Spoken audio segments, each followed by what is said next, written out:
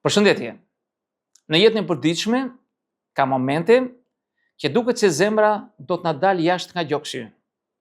Një fëmijë që të shikon me sy të mëdhenj, të pafajshëm dhe për një ndjesi të pastër, një të dashur që të përqafon dhe të shikon si askush tjetër, apo dhe një kafsh që të kërkon ngrohtësi dhe të shikon pa faj, mund të na bëjë të ndjejmë një dëshirë të pakontrollueshme për të dhënë gjithçka, madje dhe jetën për ta. Po pse ndodh kjo? Çfarë mekanizmi psikologjik qëndron pas kësaj magjie të vështrimit të ëmbël? Dhe pse ndonjëherë ndjejmë se do t'i japim edhe rrobat e fundit dikujt që thjesht na vështron me sy të mëdhenj? E para, vështrimi i ëmbël dhe çelësi e empatisë. Kur flasim për një vështrim të ëmbël, nuk flasim thjesht për bukuri fizike. Bëhet fjalë për një kombinim mimikash, sy të mëdhenj, fytyrë të butë dhe ndjenja të pafajësisë. Psikologët këtë e quajnë reagim ndaj pafajësisë që ngjall instinkt mbrojtës. Në mënyrë biologjike, njerëzit janë programuar të mbrojnë të pafajshmit. Fëmijët kanë sy të mëdhenj në raport me kokën, fytyrë të butë, lëkurë të lëmuar, jo vetëm për estetik, por për të aktivizuar qendrat e kujdesit në tru. Kur shohim dikë të pafajshëm, truri lëshon dopamin dhe oksitocin, kimikate të lidhjes dhe të kënaqësisë, duke na bërë të ndjejmë përgjegjësi dhe dëshirë për të sakrifikuar. Në kulturën shqiptare, kjo është e përforcuar edhe nga edukimi familjar.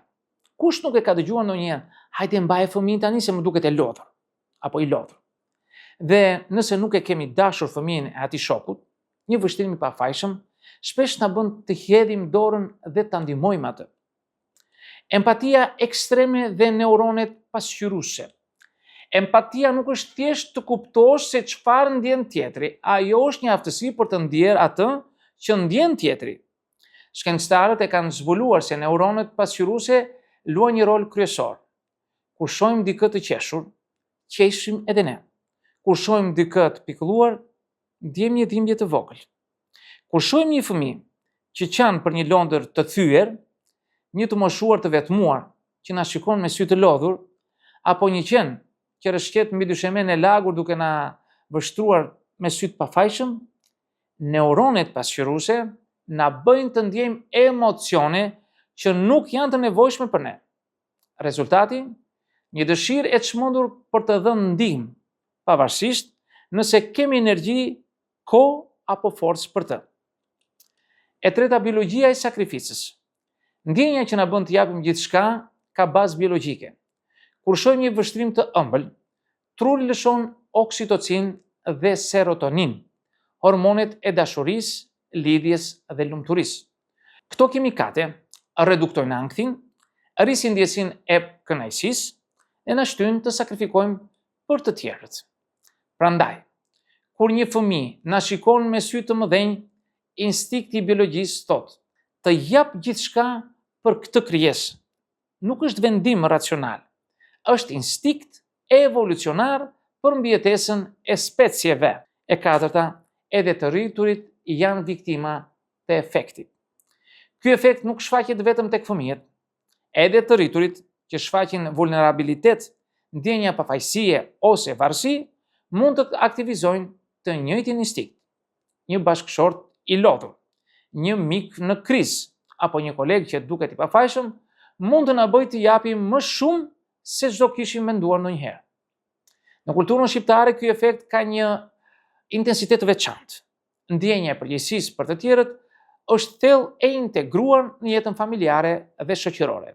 Një gjyshe që të buzëqesh butësisht, ose një fëmijë që të përqafon pa fjalë, aktivizon jo vetëm instinktin biologjik, por dhe ndjesinë morale dhe kulturore për të dhënë. E pesta, altruizmi instinktiv.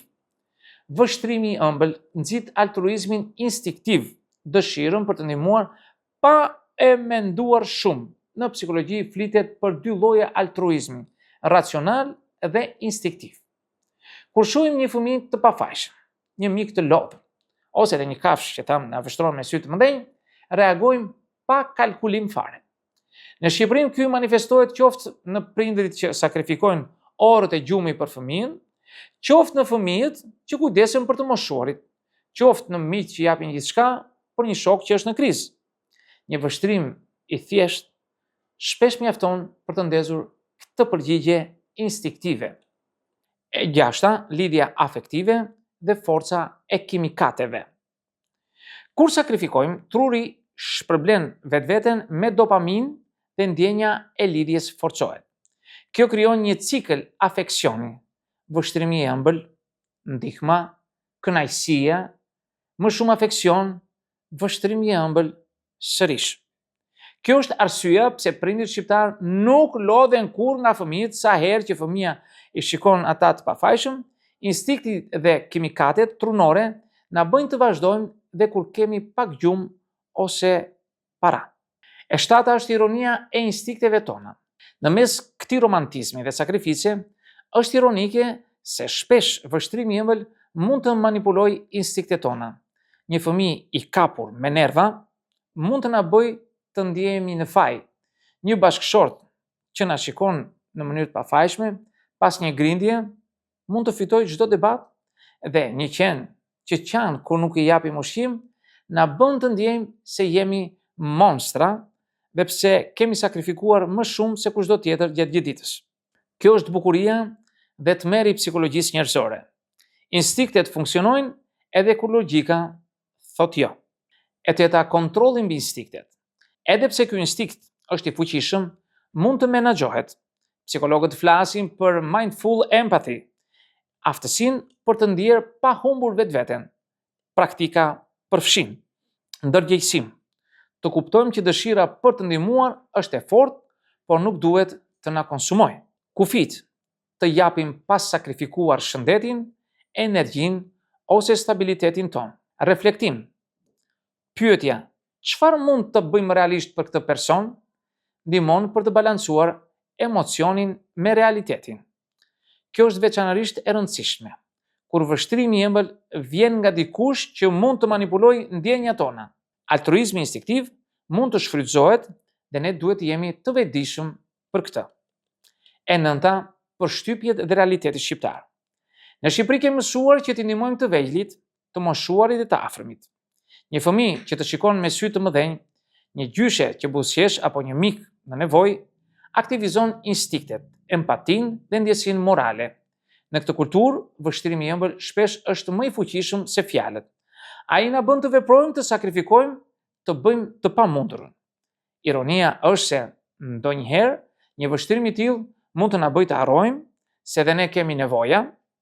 Në një familje shqiptare, prindi shpesh haron ushqimin e vet për të mbajtur fëmijën e ngopur, djali heq dorën nga pushimi për të ndihmuar gjyshen, shoqja jep gjithë kohën e saj për të ndihmuar mikeshën e saj që qan, dhe gjithë kjo vetëm sepse një vështrim i ëmbël na thot vepro.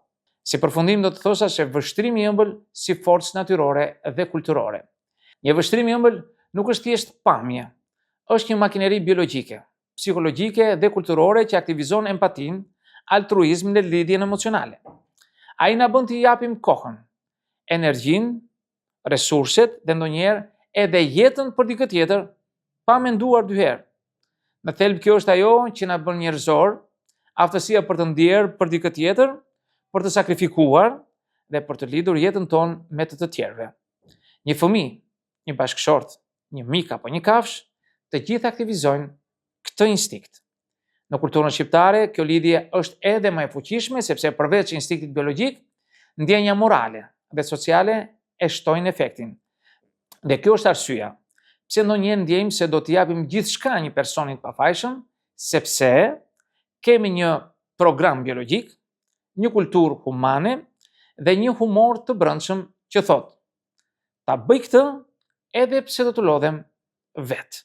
Në fund të ditës, një vështrim i ëmbël është më shumë se një emocion, është thirrje për veprim, lidhje dhe dashuri.